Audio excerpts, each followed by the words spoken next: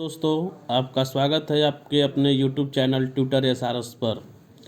जैसा कि आप लोग जानते हैं कि डीएलएड द्वितीय सेमेस्टर का एग्ज़ाम ख़त्म हो चुका है और उसका परिणाम जल्द ही जनवरी में आने वाला है। और इसी को ध्यान में रखते हुए हम डीएलएड तृतीय सेमेस्टर के हिंदी का सिलेबस लेकर आए हुए हैं, जिसका एग्ज़ाम फरवरी के लास्ट वीक या मार्च के फर्स्ट वीक में होने की संभावना है। और इसी को ध्यान में रखते हुए आज हम आपको इसके सिलेबस के बारे में बताएंगे। शुरू करने से पहले आप लोगों को हम ये बताना चाहते हैं कि हमारे चैनल पर मैथ्स कंप्यूटर की क्लासेस चल रही हैं, जिसको आप लोग पढ़िए। और भी जो क्लासेस हैं वो भी नियमित चलाई जाएंगी। एग्ज़ाम को ध्यान में रखते हुए यह सिलेबस आप लोगों को बनाया गया है, जिससे कि आप लोग को एग्ज़ाम में सफलता हासिल हो सके। जैसा कि और आप लोग को हम ये भी बताना चाहते हैं कि हमारा जो ये चैनल है इसको अधिक से अधिक लाइक करिए, सब्सक्राइब करिए। और आज आप लोगों को हिंदी के सिलेबस के बारे में बताएंगे, इसको आप लोग अंत तक ज़रूर देखिएगा। जैसा कि आप लोग जानते हैं कि इसमें पहला पूछता है कि कवियों एवं लेखकों का सामान्य परिचय, जिसमें कुछ इम्पोर्टेंट हैं। इसमें 13 हैं। इसमें सबसे मेन आते हैं कबीर दास का पूछा जाता है, सूरदास, तुलसीदास, बिहारी, मैथिली शरण गुप्त, अयोध्या सिंह उपाध्याय हरिओत जी का, जयशंकर प्रसाद, बालकृष्ण शर्मा, सूर्यकांत त्रिपाठी निराला। सूर्यकांत त्रिपाठी निराला जी जो हैं, इनका अधिकांश एग्ज़ामों में हम लोग के डीएलएड में पूछा गया है। महादेवी वर्मा का भी है, रामधारी सिंह दिनकर, गजानन माधव मुक्तिबोध, गुरुदेव रविंद्रनाथ टैगोर जी का। उसके बाद से हम लोग आते हैं लेखकों का परिचय। ये तो कवियों का परिचय हो गया। अब आप आते हैं लेखकों का परिचय, जैसे मुंशी प्रेमचंद्र की भी, जिन्होंने जितने भी उपन्यास लिखे हैं इन लोगों के इसके बारे में इसमें बहुत ज़्यादा पूछा जाता है एग्ज़ामों में। उसके बाद से महावीर प्रसाद द्विवेदी, फिर पद्म पुन्नालाल बख्शी का, बाबू गुलाब राय, आचार्य नंद दुलारे वाजपेयी, डॉक्टर नगेंद्र, डॉक्टर विद्यानिवास मिश्र। हम लोग इन कवियों और लेखकों के बारे में विस्तार से परिचय इनके बारे में पढ़ेंगे। हम लोग उनके जीवन के परिचय में पढ़ेंगे, इनकी रचनाएं क्या क्या थी उनके बारे में पढ़ेंगे। और एग्ज़ाम के दृष्टिकोण से इसको छोटे से छोटे में बनाया गया है, जिससे कि आप लोगों को एग्ज़ाम में सरलतापूर्वक याद हो सके, जिससे कि आप लोगों को कठिनाइयों का सामना न करना पड़े। इसके आगे आप लोग का है सेकंड पे, श्रुत सामग्री में प्रयुक्त शब्दों, मुहावरों और लोकोक्तियों का प्रसंग अनुकूल प्रयोग। हम इसमें आप लोग को पढ़ाएंगे कि शब्दों का वर्गीकरण कहाँ कहाँ होता है, एकाकी अर्थ, अनेकार्थी अर्थ, पर्यायवाची शब्द। देखिए, आप लोग को एग्ज़ाम में आप लोग कंफ्यूज ना होइएगा, क्योंकि पर्यायवाची शब्द को हम लोग समानार्थी शब्द भी कहते हैं। यह अधिकांश एग्ज़ाम में पूछा जाता है कि पर्यायवाची शब्द को एक अलग किस नाम से जाना जाता है, तो इसको समानार्थी शब्द के नाम से भी जानते हैं। उसके बाद हम लोग विलोम शब्द या विपरीतार्थक शब्द पढ़ेंगे। ये इसमें भी आप लोग कन्फ्यूज ना होइएगा, क्योंकि बहुत बच्चे ऐसे होते हैं जो इसमें कन्फ्यूज हो जाते हैं कि विपरीतार्थक क्या होता है, विलोम क्या होता है, या पर्यायवाची क्या होता है, समानार्थी क्या होता है। तो इसको आज आप लोग को बता देते हैं कि पर्यायवाची और समानार्थी दोनों एक ही होता है, विपरीतार्थक और विलोम भी एक ही होता है। फिर अगला पॉइंट आते हैं समश्रुति भिन्नात्मक शब्द के बारे में। उसके बाद हम वाक्यांश के बारे में पढ़ेंगे, क्योंकि अनेक शब्दों का जो एक शब्द होता है ये भी हमारे एग्ज़ाम में बहुत ज़्यादा पूछे जाते हैं। और ये टेट, सीटेट, सुपर टेट, ये सभी एग्ज़ामों के लिए अति महत्वपूर्ण है। उसके बाद से आगे आते हैं लोकोक्ति और मुहावरों के बारे में। इसमें आप लोग की ऐसी ऐसी लोकोक्तियाँ हैं, जैसे कि आप लोग के घर में भी बोला जाता होगा, जैसे 9 2 11 होना, खोदा पहाड़ निकली चूहिया, और भी लोकोक्तियाँ, कहावतें, सब इसके अंतर्गत पढ़े जाएंगे हम लोग। उसके बाद से आगे आता है तीसरा पॉइंट में राष्ट्रीय पर्व, मेला और त्यौहार का वर्णन जैसे विषयों पर अपने शब्दों में गद्य अथवा पद्य में स्वतंत्र लेखन। यानी कि किसी भी पर्व के बारे में, चाहे वो दिवाली हो, होली हो, उसके बाद से किसी भी मेले के बारे में, नवरात्रि पूजा हो या कोई भी त्यौहार हो, उसके बारे में हम लोग इसमें विस्तृत वर्णन से अपनी बातों को रखेंगे। और आगे इसमें पढ़ेंगे लेखन, किसी त्यौहार का वर्णन भी इसमें पूछ सकता है। जैसे 15 अगस्त 26 जनवरी के बारे में भी इसमें पूछ सकते हैं कि क्या होता है, इसमें कैसे हम लोग पढ़ेंगे। इसके बारे में आप लोगों को विस्तार से बताया जाएगा। जैसा कि आप लोग जानते हैं कि राष्ट्रीय पर्व मेला त्यौहार तो हो गया। उसके बाद चौथा पॉइंट आता है कर्ता कर्म के अनुसार क्रिया में परिवर्तन।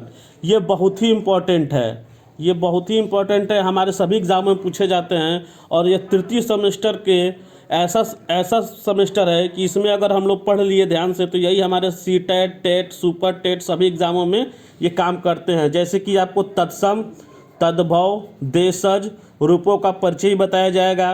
तत्सम जो संस्कृत के शब्द होते हैं, चाहे गोधूम हो, ये सब किस में आते हैं, चाहे धेनु हो, ये सब तत्सम शब्द होते हैं। तद्भव जैसे गेहूँ हो गया, गाय हो गया, ये तद्भव में आते हैं। देशज जैसे हो गया आपका लोटा हो गया, ये सब जो हम लोग अपने देसी भाषा में बोलते हैं, ये इसके अंतर्गत हम लोग पढ़ेंगे। उसके बाद से आते हैं सरल और संयुक्त वाक्य और मिश्रित वाक्य।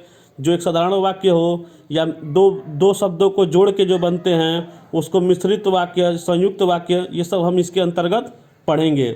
ये भी एग्ज़ाम में हम लोग के अति महत्वपूर्ण पॉइंट है जिसके बारे में पूछा जाता है। उसके आगे हम लोग का 5वां पॉइंट है पाठ्य पुस्तक के अतिरिक्त अन्य पाठ्य वस्तु को पढ़ना और समझना। इसमें जो हम लोग के सिलेबस में वो तो हम लोग पढ़ेंगे ही पढ़ेंगे, उसके अलग से अपठित गद्यांश के भी कुछ उदाहरण हमारे एग्जाम में पूछे जाते हैं जिसको हम लोग कभी भी पढ़े नहीं हैं। जैसे मान लीजिए कि हमारा जो अभी फ़िलहाल में कोविड-19 चल रहा है, उससे भी रिलेटेड कुछ क्वेश्चन एग्जाम में पूछ सकते हैं, या बेटी बचाओ बेटी पढ़ाओ के बारे में भी एग्जाम में कुछ क्वेश्चन पूछ सकते हैं। ये अपठित गद्यांश होता है जिसको हम लोग पढ़े नहीं रहते हैं, वो 4-5 पॉइंट 10 पॉइंट का वो आता है, उसको हमको पढ़ के उसका आंसर उसी में देना पड़ता है। तो ये भी बहुत इंपॉर्टेंट होता है। ये हमारे सीटेट में या उसमें क्या कहते हैं टेट में पूछा जाता है। इसको भी आप लोग को अच्छी तरीके से बताया जाएगा कि कैसे हम उस गद्यांश में से कैसे हम उस पॉइंट को निकालेंगे, कैसे उस प्रश्न के उत्तर को निकालेंगे, इसके बारे में बताया जाएगा। और आगे हम लोग को आता है औपचारिक अनौपचारिक परिस्थितियों के अनुरूप भाषा। देखिए भाषा जो अभी इसमें आपको क्या नाम है कि पत्र भी होता है हमारे औपचारिक और अनौपचारिक रूपों में, जिसके बारे में बताया जाएगा। और इसमें यह भी बताया जाएगा कि औपचारिक एवं अनौपचारिक कथनों में अंतर क्या होता है। इसमें बहुत लोग अंतर नहीं समझ पाते हैं, लेकिन इसमें अंतर भी होता है कि औपचारिक भी अलग होता है, अनौपचारिक अलग होता है। इसके बारे में आप लोग को इसमें विस्तार रूप से बताया जाएगा। उसके बाद से चौथा पॉइंट है हमारा औपचारिकता की विशिष्ट शब्दावली, कि औपचारिकता की विशिष्ट विधाएं क्या हैं और इसमें इसकी शब्दावली क्या है, इसके बारे में भी आप लोग को रूपेण बताए जाएंगे। फिर अगला हमारा 7 पॉइंट है अधिगम प्रतिफल का मूल्यांकन। अधिगम प्रतिफल का मूल्यांकन ये भी बहुत ही इम्पोर्टेंट है, क्योंकि इसमें पूछा जाता है कि मूल्यांकन क्या है, मूल्यांकन क्या होता है, हिंदी शिक्षण में मूल्यांकन का महत्व क्या है, मूल्यांकन क्यों जरूरी है हिंदी शिक्षण में, इसके बारे में भी हम लोग इसमें पढ़ेंगे। उसके बाद से फिर इसमें आगे आते हैं, उसी का है कि मूल्यांकन की उपयोगिता। हिंदी शिक्षण में मूल्यांकन की उपयोगिता क्यों होती है, इसकी प्रक्रिया क्या क्या है, इसकी अभिव्यक्ति का अर्थ क्या होता है। उसके बाद से इसमें दीर्घ स्वर, लिखित तथा मौखिक अभिव्यक्ति की विधाएं, मौखिक अभिव्यक्ति का महत्व, विशेषताएं, लिखित अभिव्यक्ति, इसमें हिंदी शिक्षण के अंतर्गत हम लोग क्या करेंगे, इसमें पढ़ेंगे। उसके बाद से हमारा 8वां पॉइंट होता है हिंदी में शुद्ध उच्चारण की शिक्षा। ये बहुत ही इम्पोर्टेंट होता है कि हिंदी में हमको जो भी उच्चारण करना है उसकी वर्तनी कैसी होनी चाहिए, उसकी शुद्ध वर्तनी का उच्चारण ये बहुत ही है। अगर मान लीजिए कहीं पॉइंट है, कहीं पूर्ण विराम है, कहीं अल्प विराम है, इसको हमको बहुत ध्यान में देना पड़ता है। जैसा कि आप लोग जानते होंगे कि कविता पढ़ते समय हमको कहाँ रुकना है, कहाँ नहीं रुकना है। अगर ये नहीं पूर्ण विराम अल्प विराम अगर नहीं मालूम होता हमको, तो हम क्या करेंगे, हम एक लाइन से पढ़ते जाएंगे, उसका अंत कहाँ करना है हमको जानकारी नहीं होगा। इसलिए शुद्ध वर्तनी की आवश्यकता एवं महत्व हिंदी का सबसे इम्पोर्टेंट है कि हमको वर्तनी का ज्ञान होना चाहिए। उसके बाद से उसके वाचन की यानी कि जो हम पढ़ रहे हैं, जो भी हम वाचन कर रहे हैं, जो भी बच्चों को बता रहे हैं, उसका भी हमको ज्ञान होना चाहिए। उसके अर्थ का ज्ञान होना चाहिए, वाचन का महत्व हमको प्रकार क्या होते हैं, शिक्षण की विधियाँ क्या होती हैं, इसके बारे में इसके अंतर्गत बताया जाएगा। आगे आता है 9 नंबर पॉइंट पे अल्प विराम, अर्ध विराम, पूर्ण विराम, प्रश्नवाचक, विस्मय बोधक, अवतरण चिन्ह, विराम चिन्ह का ज्ञान एवं प्रयोग। देखिए अभी आप लोग को ऊपर बताए हैं कि हिंदी में शुद्ध उच्चारण होनी चाहिए, तो शुद्ध उच्चारण कब होगा? जब हमको ज्ञात होगा कि अल्प विराम कहाँ लगा है, अर्ध विराम कहाँ है, पूर्ण विराम कहाँ है, प्रश्नवाचक चिन्ह क्या होता है, विस्मयादि बोधक क्या होते हैं, अवतरण चिन्ह क्या होते हैं, इन सब के बारे में आपको इसमें विस्तार रूप से बताए जाएंगे। आगे हम लोग इसमें पढ़ेंगे उपसर्ग और प्रत्यय। ये भी बहुत इंपॉर्टेंट होता है, इसमें क्वेश्चन ये भी पूछे जाते हैं कि उपसर्ग क्या होता है, प्रत्यय क्या होता है, इसकी पहचान कैसे होती है। तो उपसर्ग में ये होता है कि जैसे मान लीजिए कि अगर कहीं अधिकार लिखा हो तो अधिकार में जो आगे के शब्द होते हैं अधि होगा, वो हमारा उपसर्ग होगा।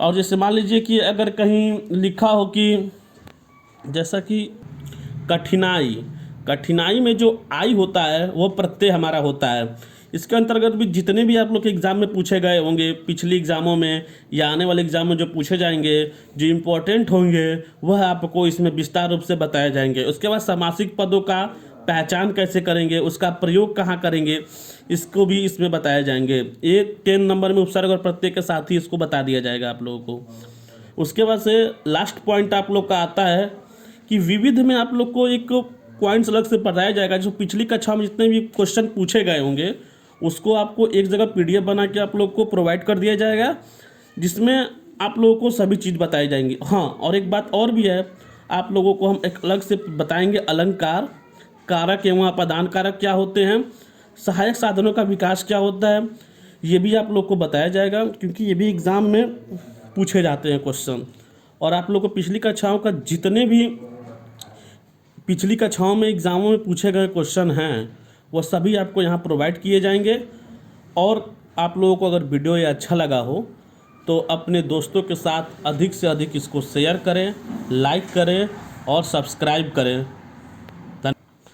और जो भी आप लोग के इसमें प्रशिक्षु हैं, डीएलएड हैं, में आपके या दोस्त हैं, उनको ये अधिक से अधिक शेयर करें, सब्सक्राइब करें और इस वीडियो को और भी देखें। और धन्यवाद आप लोगों का।